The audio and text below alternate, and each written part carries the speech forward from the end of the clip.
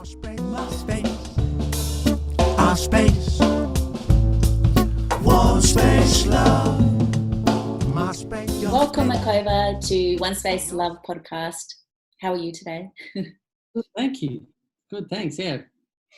It's really nice to connect with you in person during these times over Zoom and actually be able to chat and have you on the show. So thank you for making space to do that. Yeah. Thank you. Appreciate it. Yeah. Well, I kick off all the shows at the moment by asking if you can introduce yourself to the listeners by answering the statement, I am. Okay. I'm Akova. I'm a musician, a multi-instrumental musician who in the last 10 years has been on a journey of going from living with my head to living with my heart. They say it's the longest journey you'll ever make in your life.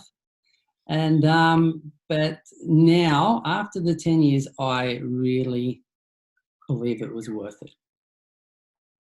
It was tough at times.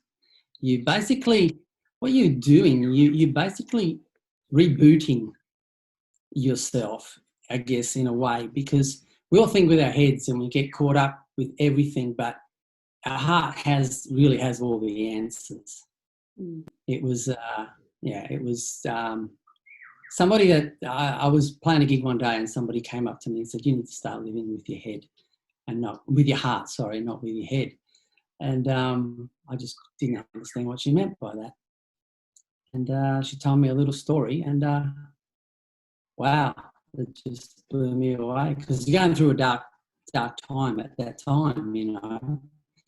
Just split up from another band and everything was just a hard time, but she blew me away. To explain that, well, she said to me, she said, you need to start living with your heart, not with your head. And I said, well, what do you mean? And she says, well, she said, I'll tell you a little story that'll help you through that. She said she was invited by her girlfriend to go and have lunch. Mm-hmm. And she says, okay, yeah, that sounds great. So she said, I got in the car and I drove to Katoomba. I says, you drove to Katoomba from the Gold Coast. That's like 13-hour drive. She said, yeah. She said, that was my first instinct. That was the first thing I wanted to do. She said, if I would have thought about it with my head for 5 seconds, I would have had 5 reasons not to go and I would have missed out on the best weekend of my life. And I went, wow. And then I went off, finding as much research as I possibly could on this and worth the journey. Oh. Really worth it. So let's just go back there. What was this moment that you were going through and how did this woman cross your path? Was it, an audience member that came up to you after your performance? Yeah, so... It was really trippy because I just basically started the solo thing, like probably first or second gig in. So I thought I'm going to go somewhere where no one knows me, no one's going to be there. The quietest, most ridiculous place I could possibly play, which was an RSL club down in the bottom room somewhere. And she just walked in probably 3 or 4 songs before the end. She did not belong there. She came up to me. She said, I don't know what I was doing. She says, I've never been here before. Something made me pull in here. Yeah. And she says, now I know why. I've never seen her again. I call her my earth angel. She was just turned up at that time. She didn't belong there. She was the only person there. And it was just, bizarre. Absolutely bizarre. And she saw it straight away. She said, what's going on, Tiger?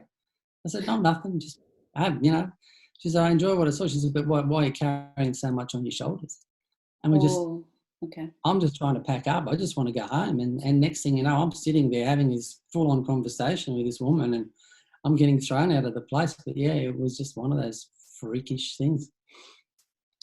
And so she intuitively knew that you were carrying a load then and that luggage it was time to let it go. Yeah. And the first thing she said to me, she said, stand up. She said, now visualize dropping everything, just dropping it all, taking 2 steps forward. Now she take 2 steps forward. Now she says, everything's behind you. Everything is behind you. You don't have to turn around and look back. And it's exactly what I did. It was incredible. It just completely changed my life. Because your head, it's all about, you get caught up in having to be better. You've got shame, you've got frustration, you've got anger, you've got hate, you've got guilt, you've got all that stuff going on in here. And it's all passion, love, peace. That's where this is. So this is where you live. So it's a much better place to live. And that's what everything, since that day, everything changed. In my writing, I've just been basically writing my whole journey and just playing it lyrically in my shows.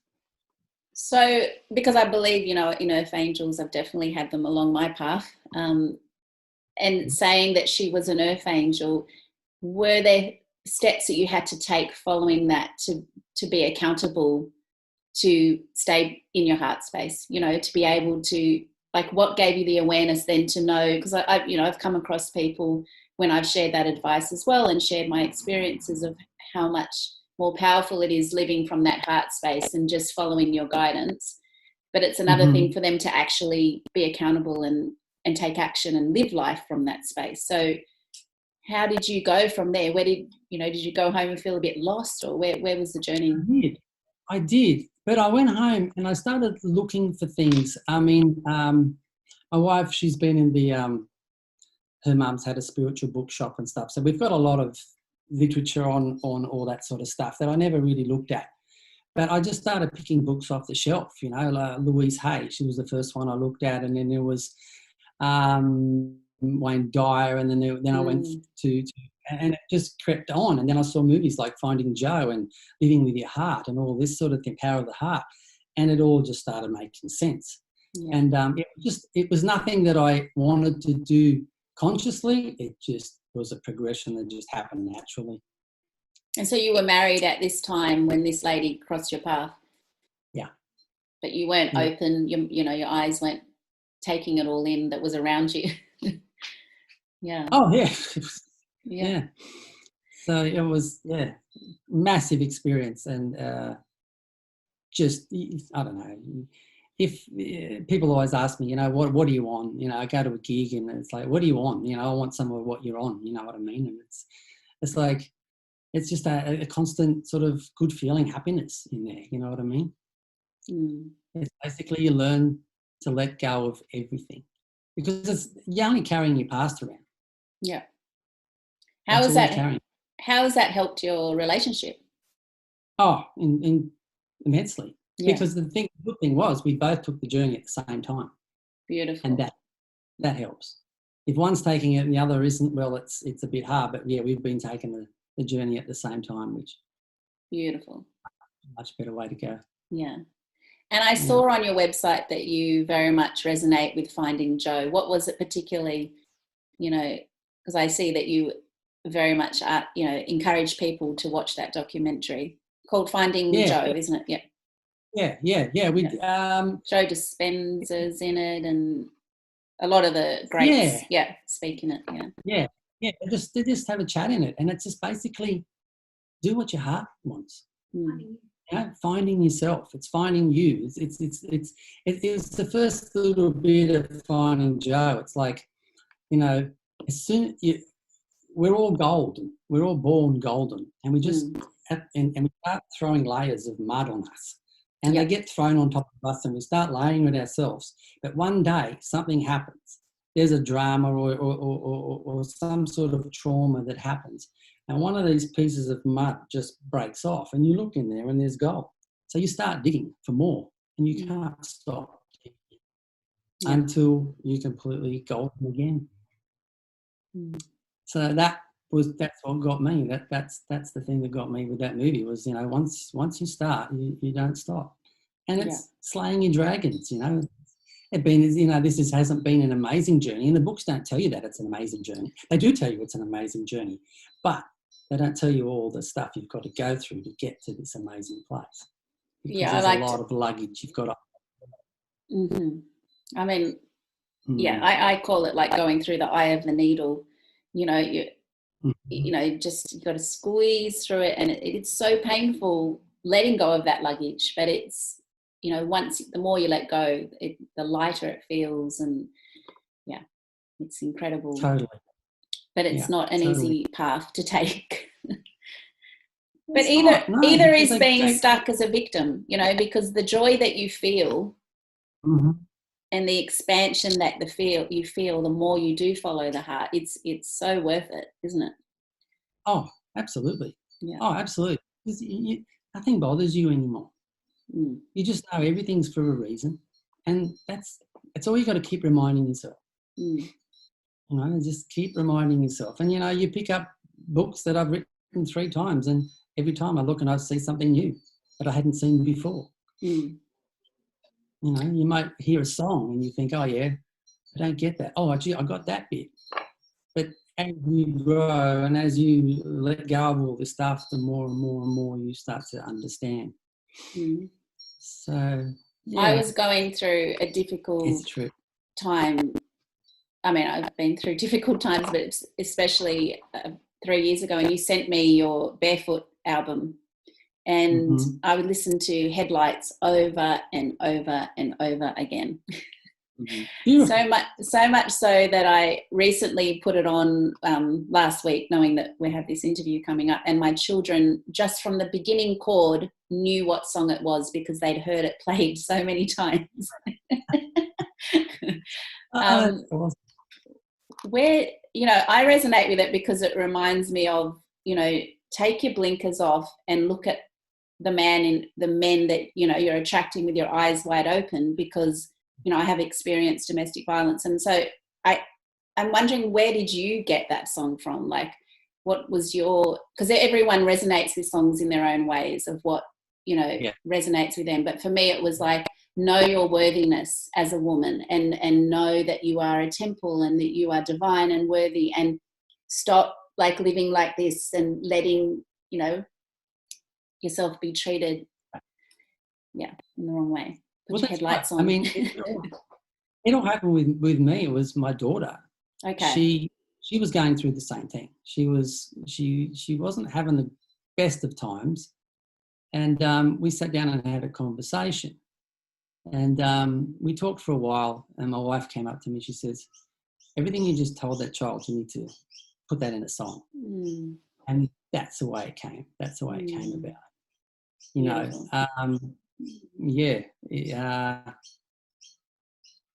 I guess bad relationships just basically tell you what you don't want.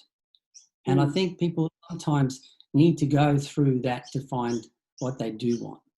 Yeah. You know what I mean? Yeah. You get to see the warning signs, and you get to see the little pieces that you don't want and you stay away from, and all of a sudden there it is. You know, you find the one that you want because you know what you want.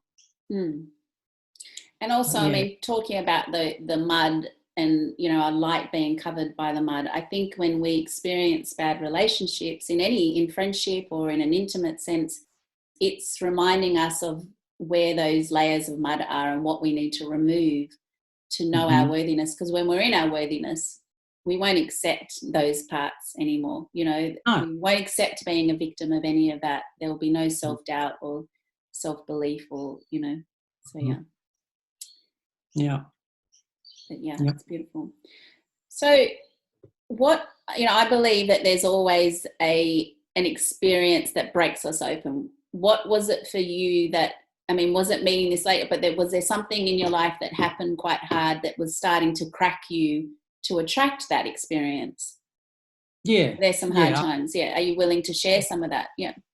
Well, it was, I was in a duo and we were doing really well. It was really good, really well, but things started to change that I was having problems with.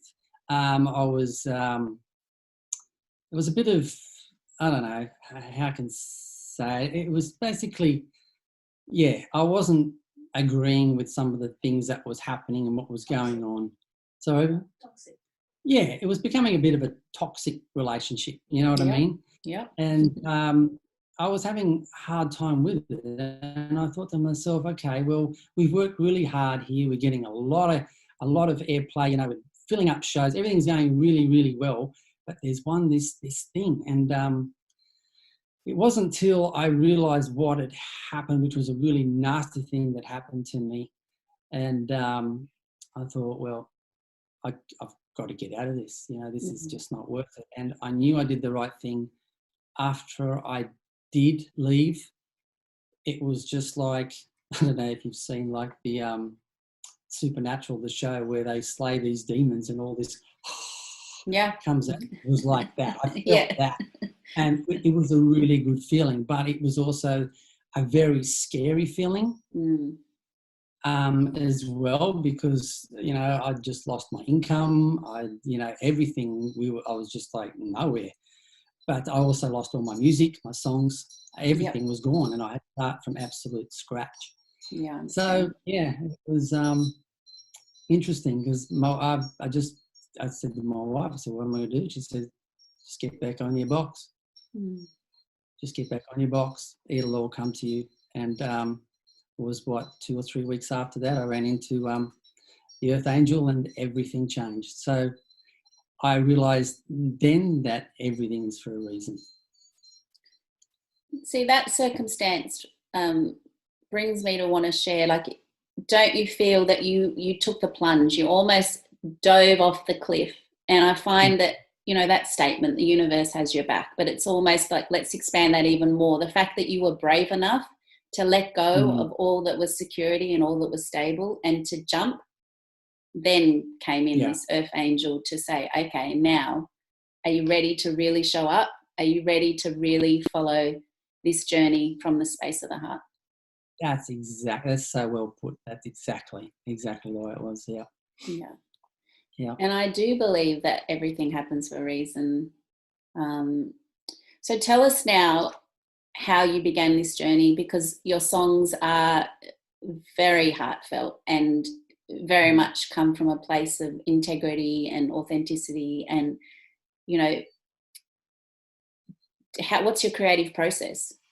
Do you feel them come to you? How does it work now? Yeah. It just sort of happens. I mean, there's times where I just don't write, and all of a sudden I'll be in the most awkward situation where I'll just have to say goodbye. I've got to go, and I've got to pick up a pen and start writing. That's the way it works. I mean, I can't sit there and say I'm going to write a song now, because it just doesn't feel right. For me, I've got, like, I know people go into a studio and they say, okay, we've got to do an album. They sit there, they write an album, and that's the way it is. But me, it's a longer process. Something's got to happen, or I've got to have this, the light flashes and, oh my God, this, oh my God moment. I've got to write about this, this can help so many other people, and how it helped me, So it's basically my journey, you know what I mean? That's basically what it is. It's just my journey of the ups and the downs, There's a song on Barefoot, which is a song called Fears, and, I was born into this family that you have to be scared of everything, be aware and scared of everything. So I had to drop all this fear, so much of it, and I had to let this little 8-year-old kid go. He used to hide under the house. I had to let him go, and there was mass amount of tears to say goodbye to him and thanks for everything, but I've got to let you go, because I was living this 8-year-old kid's life. And this is the thing, we all get all this stuff on top of us between, 1 and 7 years old, and then we carry that around with us the whole time. You've got to say goodbye to this child. You have to let them go, and all of a sudden you free yourself to take on the good stuff. Yeah, and often even those children, we come in with inherent patterns that are deeply ingrained, that we really, like, belief systems around money, around relationships, around work ethics, and we have to really unpack all those beliefs and almost redesign from a present moment. Let's go back to... What do you do? Yes, so you go, yeah. No, it is. It's all about redesigning. Yeah. Because I believe, I've realised that everything we've learned, if we do the exact opposite, we're starting to get onto the right track. Yeah. How weird it is. Well, often when, someone makes a comment, I'll say, that is such a common society comment, I can't even think of one right now, because I really try not to work by those, phrases, but it's like, let's unpack that. Why are we constantly using the same phrases? Why don't we say, work for the love of it, and play more, or, you know, why is sex bad? Why isn't sex the best thing? You know, or Oh my God. just all these conditions. So I'm like, it's like crazy. It's like people have no problem talking about pain, yeah, but they have a lot of problem talking about happiness. yeah. It makes people feel uncomfortable, which is so bizarre. Yes. No, I really I went on a walk. I mean, I'm being very vulnerable. I went on a walk with a mother today, and we were sharing space together and talking, and we started to share about sexual experiences. And, you know, I could see her closing up, and there was, you know, moments where you just sometimes feel like, why is it so hard for us to just have these conversations, you know? But if we start to talk about what's going on and what's bad in our lives and what's difficult, we can talk about that for an hour, but pleasure or joy, you know, it's difficult to share. It's yeah. It is it's bizarre. It's completely the opposite. It's the wrong way around. Yeah. It's the wrong way around. So I wanted to go back to that 8-year-old. Where did you grow up, and what was the moment where you knew, like, because it feels like you have found your purpose now. What was the moment when you were young, when you knew that music was inside you? Like, take us back to that. Well, I came from out the west of Sydney. Okay. And my parents used to argue a lot about all sorts of things. So what I'd do, I'd go downstairs underneath the house and I'd just hang with the dog and I wouldn't have to hear it. And then my sister gave me a stereo and some headphones. And that was my serenity. That was a place where I didn't have to go, and I could just put them on, and then it was music. It was all about music. So I started music at school. Mum bought me my first guitar, came across some guys at school that played other instruments, joined a band, and that was it. That was it. It was just one of those things. And it was just one day I was travelling with Dad as well in the car, and a song by Donovan came on, Sunshine Superman. And it's something I'd never heard before. It was quirky. The words were really interesting. Didn't get them all, but that was just another moment that, it's music. Music, even to this day, I could be having some sort of drama, something going on, but as soon as I pick up a guitar, it's gone. It disappears. And that's the feeling that I carried all those years. That feeling of just peace, and that's how I just kind of knew. And so is that your preferred instrument? Because you're a multi-instrumentalist, so Yeah, no, I'm a drummer. And okay. I've always wanted to be a drummer but it wasn't allowed. It was too loud. Even in a situation where they were so loud all the time, our drums were too loud. So I was able to do the guitar, which is a good thing for me because I learned to play guitar and I learned to sing. So I can do this on my own now. But no, I was blessed with rhythm. It was hard for me to learn the guitar. It was really difficult. I struggled in classes, could never get it. And still today, I think I play the guitar just like a drum. I just play it like a drum. I mean, Dave Grohl said the same thing. He says he plays the guitar like a drum. And I do, well, that's exactly what I do. I just hammer the rhythm out and it all just sort of comes into the rhythm, you know. So, preferred instrument, drums. Percussion. Yeah. Who are your favourite percussionists in Australia? Do you have any that? No, well, I was quite surprised with Charles. Well, what's Charles Calendar? Bobby Arlou. Bobby Arlou, yeah. Bobby Arlou. I was very but Charles Wall, I was very impressed with him when he got together with Xavier and played with him. I was, wow, you know, you think of Charles is playing this ukulele. But he's incredible. Great. Yeah. You've seen him on the log drums? Yeah. And so you got to, sorry? It's incredible, you know. No, you're right. You got to support Xavier Rudd. Is that part of your journey? Yeah, it was. It was something that I wanted to do, and I wanted to meet him and have a chat with him. But he played the Marquetta And yeah, I got to, there was myself, Bobby Alou and Xavier. So yeah, it was an awesome night. Were you in the moment? Did you take it all in and enjoy it? I did. Yeah. I did, because it was an all-day thing, and it took it all in. It was great, you know. It wasn't a go on stage, get off stage, you know, run around. It was a really comfortable, relaxing, enjoyable day. It was really cool. Beautiful. Yeah. And I wanted to talk about your latest song, which is called Butterfly, which you have a clip now that's come out. Stretches through our spirits like the roots of a tree. It cannot be contained, yes, it must fly free. You are this beautiful life. So spread your wings and fly like a butterfly. Where did this inspiration come from? And yeah. This was very, very unique. This was, Okay. I used to go to a meditation class with a lady called Tanya Allison. And we've been going for a few weeks. And she came up to me after one class and she says, I've got these words for you that were channeled to me. Mm-hmm. And I've gone, okay. And she said, I said, from where? She says, from Ashatara. And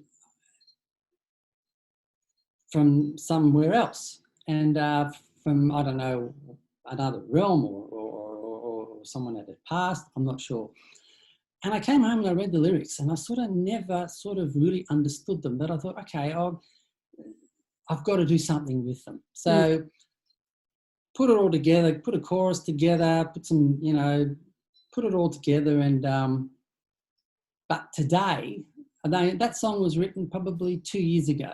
Okay. But today it makes so much sense. Wow. Why? Tell me. Yeah. Well, it's because what we're going through right now. You know, I believe we're evolving as a race at the moment.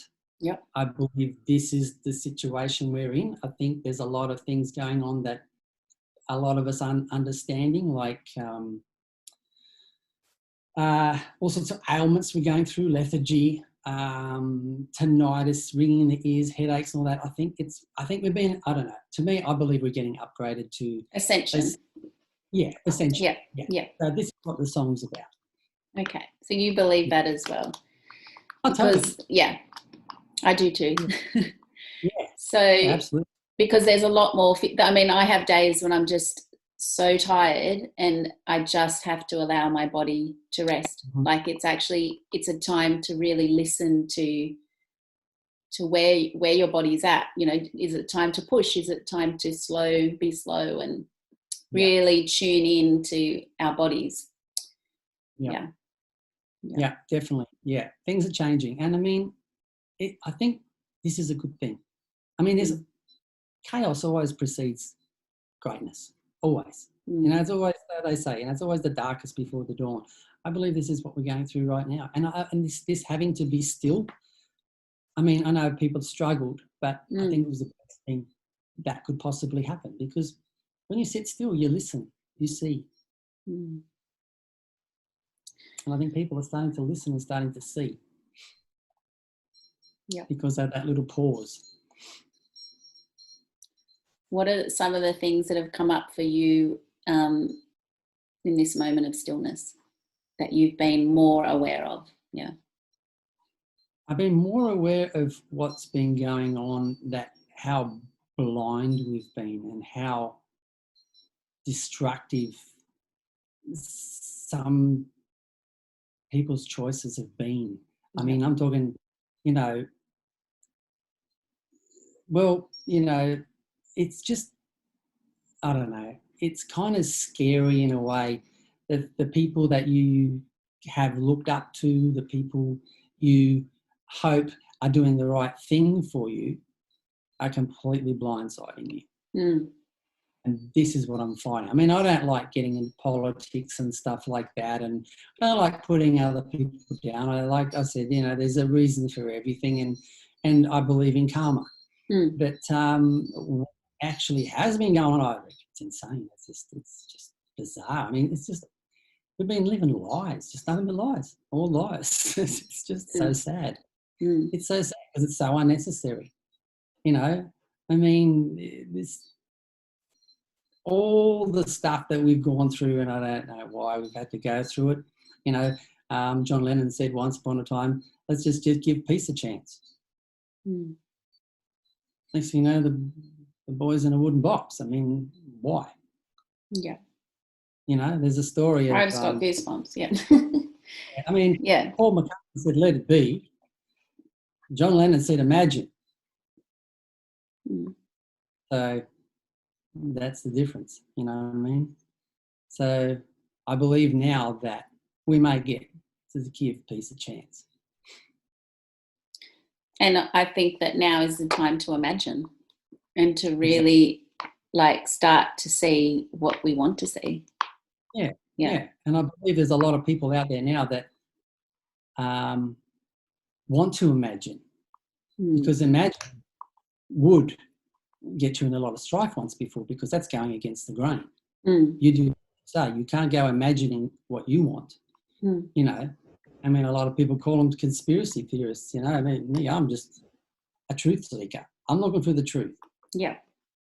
You know, so yeah, hopefully imagine will be something we can look forward to, because I'm tired of letting it be. Yeah. Honestly, it's not right. It's not happening. It's not working. Yeah. Choose to imagine. Yeah. I feel like talking a little bit about your wife or your partner, because I feel like she seems to have played a beautiful role in your journey as well. So yeah, she's a legend. Yeah. She is an absolute legend. I mean, I hear people talking about soulmates all the time, but you know when you have a soulmate, it's when you can spend 24 hours a day, 25 years together without an argument. You know, we travel around the country in a little bus. We're on top of each other most of the time. We work together. She does all the bookings, all the promos. She does everything that has to be done that lets me, God bless her heart, do what I can do creatively. You know, and because of that, she's on the computer 99% of the time. She doesn't have to do any housework, so she's happy with that too. Who does the housework? I do all the housework. Okay. She'll do some washing, and she does the shopping. She pays all the bills. Okay. But she doesn't have to worry about no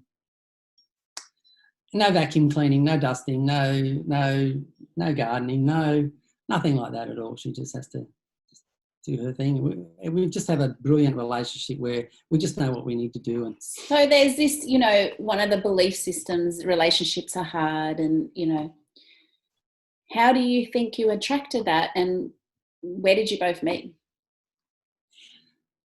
We met at a party of a friend of ours, and then we sort of had a brief conversation, and then we didn't see each other again for a few months, and then we met again at another party.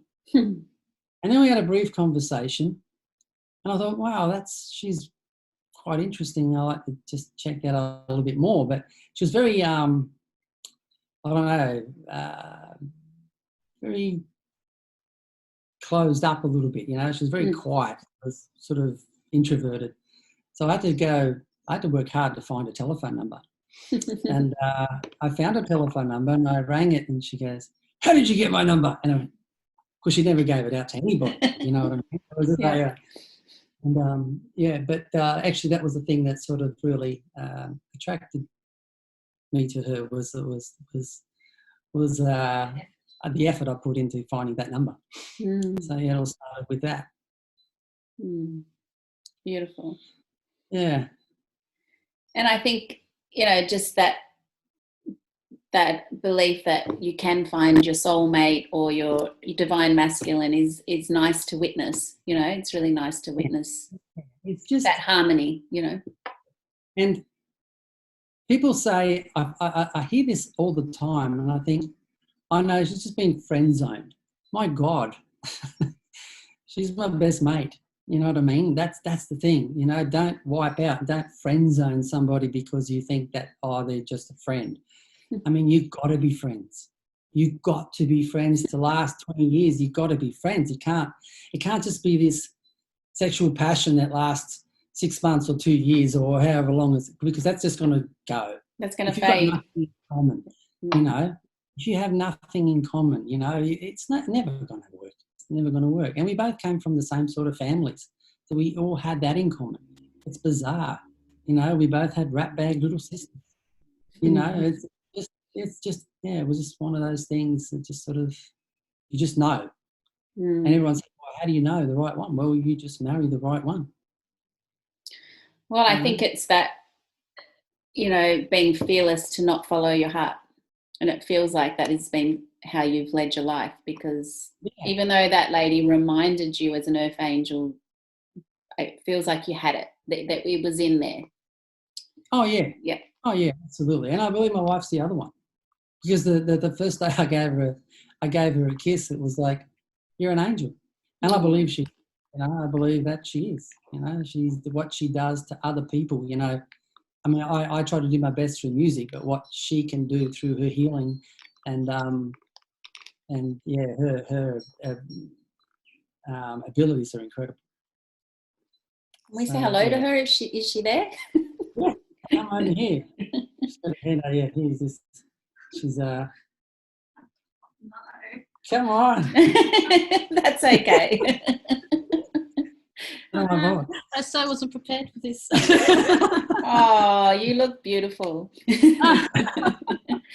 I just thought, instead of talking with you on the outside, let's bring you in. So you've been listening to our chat. Is there anything you want to share about the journey? And Oh, it's been an incredible journey. It really has. And following your heart, though, it can lead you into some treacherous environments. When you come out the side, it's such an accomplishment, and it's just such a free feeling. And I think I found that for myself as the I guess a healthy addiction, just craving for that free feeling again.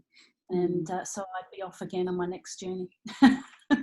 No, I totally feel that. Like, I'm just stepping into such an unknown period again, but people are like, are you worried? And I'm like, I'm excited. Like, I actually feel so excited when my heart is taking me on all these different paths, and it's so unknown, but it's better than being controlled and knowing exactly where you're going every day, right? It's just like, absolutely. Yeah, definitely. It's the shedding of all the things that society has put upon us, and the generations from your family that have been placed upon you, that none of this stuff is yours to carry, yet we still carry it. So we need to learn to shed it, to let it go. And each time you go through a journey, you're letting a piece of that go, which is making you lighter.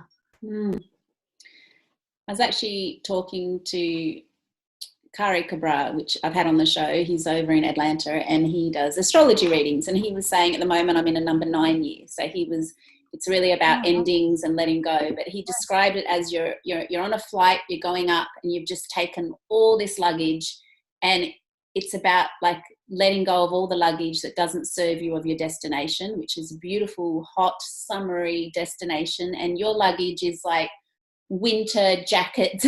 It's like, so it's, you know, we've got to like get rid of all this luggage and just take a light load with us to this new destination.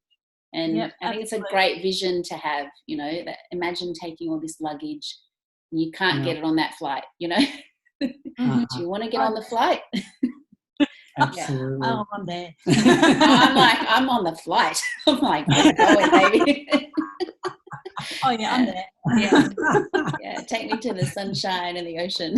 Oh, that's right. It's just and sort of what I found too when you're going on these journeys and you find yourself in that dark place where it's inevitable as you're clearing, is always revert back to gratitude, and that will bring you back into the light. And I Gratitude, found that massive thing for myself to take my head away from the dark and realize what I do have and who I am and where I've come from, and be proud of that, and just constantly remind myself in gratitude. And that has helped. Yeah, no, totally. It People brings always you think back into that present moment. Yeah. Yeah, people always think about, they always concentrate a lot on and obsess on what they don't have. And they just take for granted of what they do have. You know, it's just a way of life. Again, it's all back to front. And it's also bringing yourself back into the moment. Yeah. Gratitude brings you back into the moment. And forgiveness to me, like I do a thing at the moment when I say I forgive that thought that's coming up, because it's taking me out of the moment, you know, and I just bringing myself back to this moment now. There's no point me thinking about what's going to happen in the next moment, you know. Yeah, because it can change in a moment's notice. Life can change like that, with a phone call, with an email, anything. You know, I knock on the door, it can change. So it's no use trying to predict. It's the idea is to stay in the moment and appreciate the moment. Like, for example, last night, I was having a bit of a hard day, but then I brought myself back into the moment, and I found myself sitting on my really comfy couch, looking out the window, just watching the rain and listening to the rain. And I thought how blessed I was. I was so blessed. I'm in my home with my husband, watching the rain, listening to the rain. One of the favourite things I love to do. And me too. I love it when it rains. I mean, it's been raining so much in Sydney. I don't like wind so much, but I do have such gratitude when it rains. I'm like, oh, I just love this sound. Yeah, me too. Nice so when you're snuggled up to someone and it's raining, but you know. But yeah, it is nice. And so you do healing as that's your purpose, as well as supporting Akova? I do. Okay. Yes, I do soul healing. Okay.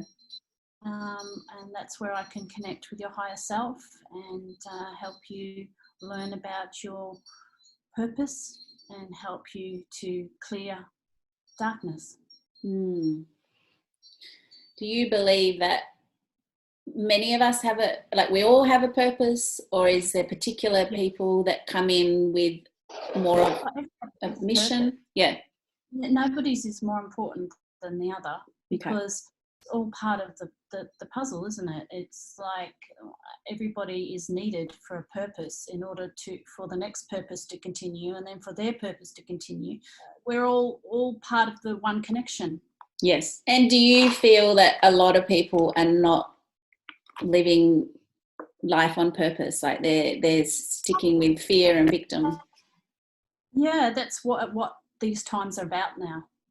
So many people are taking this time to realise that they're not on path and make the changes that they need.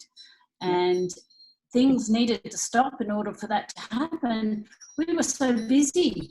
We had no chance to stop and think. We were rushing. Everybody was so fast and so rushing. And they were getting angry. There was so much aggression and road rage around. Nobody had time to think. So the world needed to stop. But we all get told to grow up and get a job and buy a house and get married and have kids and strive and strive and strive. And if, you know, I always think we're not good enough for anything because that guy's got a bigger TV than me, or that guy's got that, and I have to have that. So we go into debt. So we've got to work a lot harder to pay all this stuff off. And it just becomes a crazy merry-go-round where one of the most important things in life is simplicity. There's a saying that, you know, a guy says, you know, as soon as you take your head off the pillow in the morning, you have everything that you need. You know, we just need to get back to just being simplistic. I mean, we have our home, but we jump in the van and we put a couple of bags, overnight bags in there, an esky, we've got a pantry and a bed. And we travel around and we come home and I think, why do we need all this shit? I've just got to clean it all the time, dust it, insure it, make sure no one steals it. I had everything I needed in the van. Yeah. You know, I don't need a whole wardrobe full of clothes. I had a bag full of clothes and I was quite fine for 6 months. Yeah. So it just goes to show you, you know, it's just we're striving so hard to get more and more and more, and we're never happy. That's the thing. That's the problem we're having at the moment. We're never happy because we don't even celebrate our accomplishments. We're straight away bang into the next one. You know, we never stop and say, oh, let's celebrate what just happened. Yay, you know. Nah, it's just straight into the next one. So we're not celebrating, we're just striving. You know, we're human beings. We're not human doings. I mean, we should just be, you know, just let it go, just be. Imagine, yes. I want to say so much more. I just think we should leave it on that, because that's what I feel like our discussion has been about. This time, I think what we're saying is very much about taking time to be still, to connect back to your heart, and to pay attention to what lights you up, to what brings you joy, and to look at what you're grateful for. Yeah, it's that first instinct. If you go on your first instinct, that's your heart. But if you give it 10 seconds, your head will kick in and talk you out of everything you want to do. That's fun. I love that. Yeah. But you can have a look at the clip. That'll tell you a little bit about what's going on, I believe, in Butterfly. You can see it on, you know, YouTube, and you can find it on Facebook, Akova Music, and Instagram, and all that stuff. So how can we best support you at the moment? Go over to Spotify and follow Akova. Go onto YouTube channel, follow Akova. Yeah, absolutely. Yeah, Instagram. And I think in April, May next year, we're coming down Sydney way. We're heading south. We're going to do the Northern Beaches Music Festival in May, I think. So first festival. It's a small one, but I'll take any festival at the moment. Get us out of the house. A bit of travelling. And you've got a gorgeous image of a VW van behind you. Is this what you travel in? Not the picture, but I mean, is that your mobile that you have? Well, we did have a Combi, and we still got the Combi, but it's no longer as reliable as the Toyota Hiace. Okay. So the Combi is more of a show car now, and the Combi's the Toyota is the home away from home. Yeah, nice. Well, I didn't want to not acknowledge the cool Combi behind you. I love it. Well, such a pleasure to catch up with you. We did have a gig planned at OneSpace HQ back in the day, and I remember we had to cancel because the venue closed down. So I didn't actually get to meet you guys in person. So beautiful to connect today, and thanks for being on OneSpacelove podcast. Oh, it's been an absolute pleasure. Thanks so much. Your space, my space, our space, OneSpacelove, my space, your space.